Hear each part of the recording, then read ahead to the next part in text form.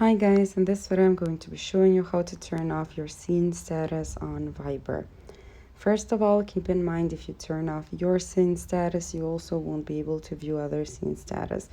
They won't be able to view if you've seen or read their message, but you also won't be able to view if they've seen or read your message too. So it goes both ways. So let's get started.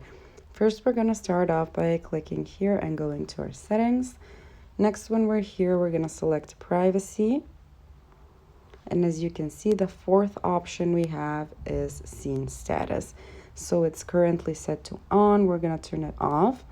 Unlike the online status, you can always turn on and off your seen status right away. So I can turn it back on now and turn it off now as many times if you want. You don't have to wait 24 hours to pass to turn it back on or to turn it back off.